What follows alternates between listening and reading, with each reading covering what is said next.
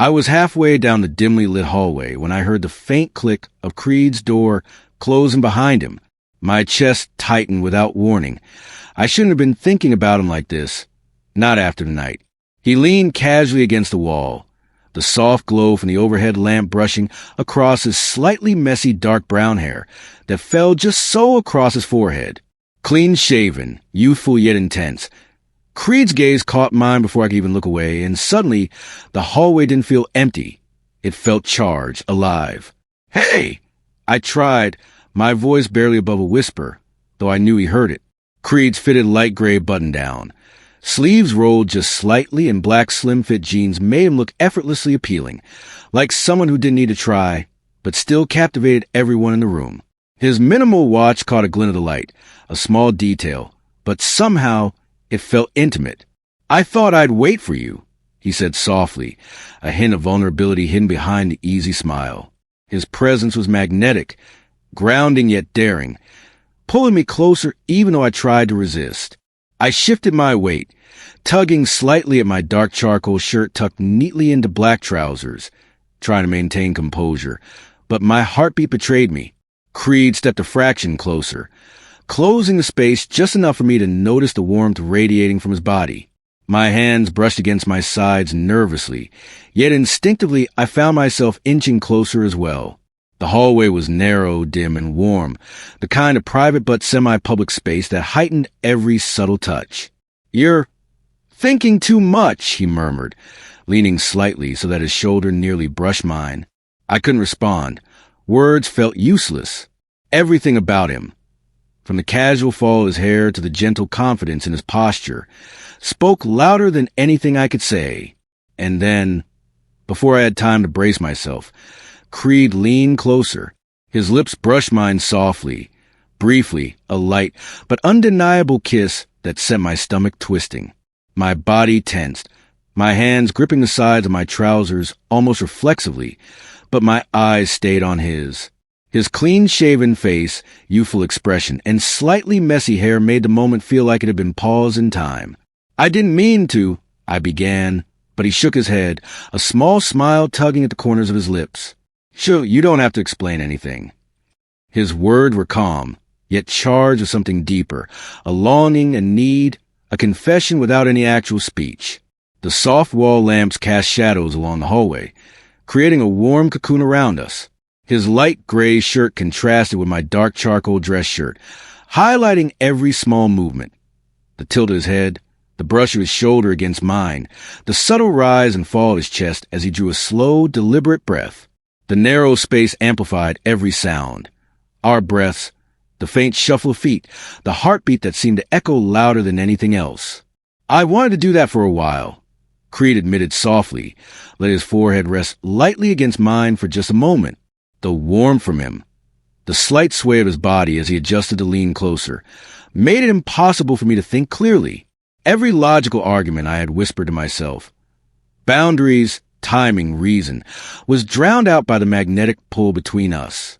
I mirrored him subtly, leaning closer without fully committing, letting my eyes linger on the soft intensity of his gaze. His lips brushed mine again, slightly longer this time, tender but deliberate. The corridor's private semi-public nature made the moment feel thrilling yet safe, intimate yet restrained. My hands moved almost unconsciously, one brushing lightly against his forearm, feeling the warmth of his skin through the cotton of his shirt.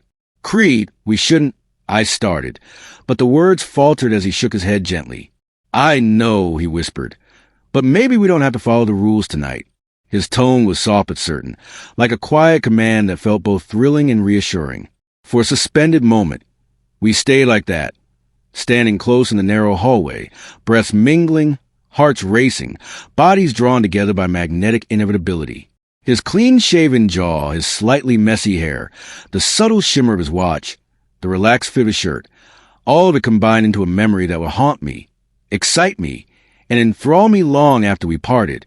And as he pulled back slightly, just enough to let our foreheads linger together, I realized the hallway had become more than a passage from one door to another. It was a stage for confession, desire, and the first undeniable spark between two men who had tried, unsuccessfully, to ignore what was waiting between them. The soft glow of the hallway lamps painted long shadows across the walls, but I barely noticed. All I could focus on was Creed, his dark brown hair falling slightly into his eyes, clean-shaven face glowing warmly in the light, fitted light gray button-down and black slim-fit jeans perfectly complementing his effortless charm. My own black dress shirt and trousers felt suddenly formal, almost stiff, but the way he leaned toward me made it impossible to care. "I shouldn't have done that," I whispered, my voice trembling slightly, betraying how electrified I felt. Creed tilted his head, a small, knowing smile spreading across his face. "Then why are you still here?" he asked, stepping a fraction closer. The narrow hallway made every small movement intimate, almost magnified. I swallowed hard, letting my hands brush lightly against the sides of my trousers. The warmth radiating from him, the subtle scent of his cologne, the steady intensity in his dark brown eyes, it all pulled me forward. Slowly, hesitantly, I leaned into him, and he met me without hesitation. The brief touch of his lips to mine, gentle but deliberate, sent a shiver through me, a thrill I hadn't anticipated. "Creed," I tried again, but the words caught. His presence was overpowering yet comforting, a contradiction that made my chest ache with anticipation. He reached out, letting his hand hover near mine before finally brushing his fingers across my own, a simple, deliberate connection that spoke louder than any words. The hallway felt suspended in time. The neutral-toned walls, soft golden lamplight, and narrow space turned the corridor into a private world, just the two of us. Every brush of our hands, every fleeting glance, every subtle shift of our bodies was magnified, making the tension between us almost unbearable. Yet it wasn't aggressive. It was a quiet, mutual understanding of the closeness we had long denied. "I've wanted to feel this," Creed murmured, resting his forehead lightly against mine. The warmth from him, the subtle press of his body against mine, made it impossible to think logically. Every rule I had imposed in my mind, the right timing, the reason, the boundaries, was gone, replaced by a magnetic inevitability. I mirrored him, leaning closer, letting my eyes linger on the soft intensity of his gaze. His lips brushed mine again, longer this time, tender but sure. My hands moved unconsciously, resting lightly on his forearm, feeling the warmth of his skin beneath the soft cotton of his shirt. The narrow hallway, private yet semi-public, heightened every subtle motion, every gentle touch, every stolen breath. "I can't stop thinking about this," I admitted softly, letting the words escape. Creed's fingers brushed my jaw lightly, and I shivered at the simple intimacy. "Then don't," he whispered. "Just let it happen." His voice was calm, almost commanding, yet gentle. I felt the pull of inevitability, the thrill of surrendering to a closeness I had denied myself for too long.